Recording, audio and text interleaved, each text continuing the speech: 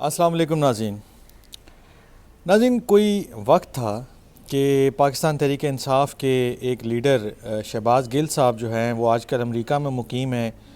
वो बहुत सारी बातें करते थे और उसमें से एक बात वो ये करते थे, असी रंदा फेर देना है, असी इस्त्री कर देनी है, हमारी हुकूमत आ लेने दें, हम ये कर देंगे वो कर देंगे।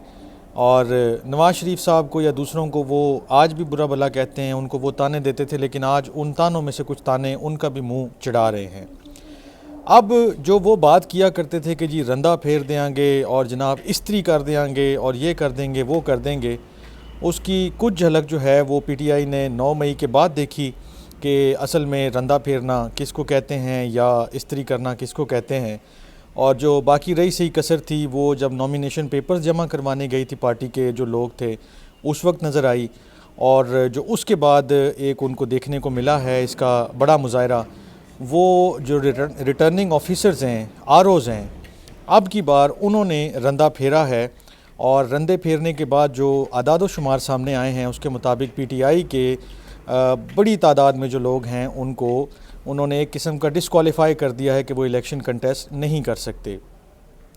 ये जो इलेक्शन कमीशन ऑफ पाकिस्तान से आदाद व शुमार सामने आए हैं कि पूरे मुल्क से नेशनल असम्बली और प्रोविंशियल असम्बली के लिए तकरीबन 3,000 से ज़ायद अफराद के जो इलेक्शन लड़ने के ख्वाहिशमंद थे उनके नॉमिनेशन पेपर्स रिजेक्ट हुए हैं।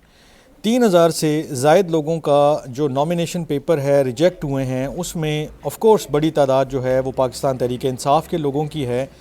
और इसमें अभी जो पीटीआई के पास क्या ऑप्शन बचता है वो भी बड़ा सिंपल एंड स्ट्रेट फॉरवर्ड है कि उन्होंने ट्राइब्यूनल जो अपैलेट ट्राइब्यूनल बनाए गए हैं उनमें जाना है और उधर जाके इन डिसीजंस को चैलेंज करना है।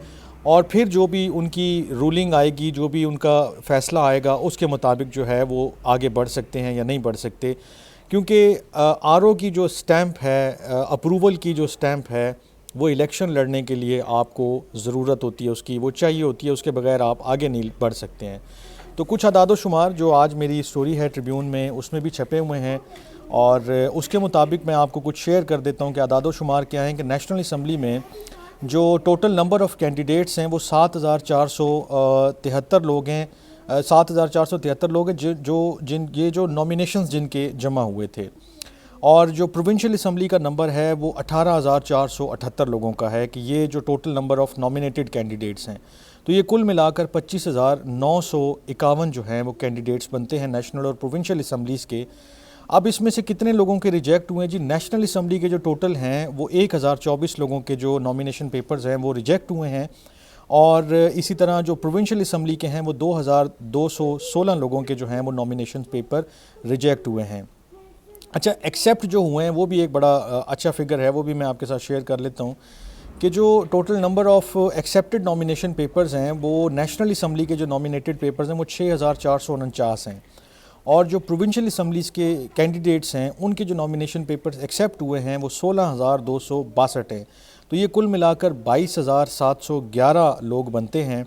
और जो इसके अगर आप जो total number of nominated candidates है वो 24,698 था, उसमें से 25,951 लोगों के जो हैं वो नॉमिनेशन पेपर्स जो हैं वो दोनों असम्बलियों के लिए आए फ़ाइनल फ़िगर के तौर पे। फिर जो रिजेक्टेड हैं वो 3,240 लोग जो हैं उनके नॉमिनेशन पेपर्स जो हैं वो रिजेक्ट हुए हैं। और ऑफ़ कोर्स इसमें मेल फ़ीमेल और वो डेटा मौजूद है, मैं स्क्रीन पे लगा देता हूँ, वो आप देख सकते हैं। अब ये जो सारी सिचुएशन है उसके बाद पीटीआई के पास यही ऑप्शन बचा है कि वो अपैलेट ट्राइब्यूनल के पास जाएंगे, यानी कि उनकी अपील सुनी जाएंगी, वो अपने फ़ैसलों को चैलेंज करेंगे और उसके बाद उनके ऊपर जो भी डिसीजन आएगा उसके मुताबिक जो है वो आगे बढ़ेंगे। 3 तारीख तक वो अपने जो हैं वो पिटिशन्स फाइल कर सकते हैं और 10 तारीख तक इनको निपटाने हैं। 11 तारीख को एक फ़ाइनल कैंडिडेट्स की लिस्ट लगेगी और उसके बाद जो है वो इलेक्शन प्रोसेस आगे बढ़ जाएगा। देखना है कि पीटीआई उस वक्त तक कितनी सक्सेसफुल होती है आगे बढ़ने में, क्योंकि इस वक्त इमरान खान साहब, शाह महमूद कुरैशी और बाकी जो बड़े बड़े कैंडिडेट्स हैं उनके जो है वो नॉमिनेशन पेपर्स जो हैं वो रिजेक्ट हुए हैं।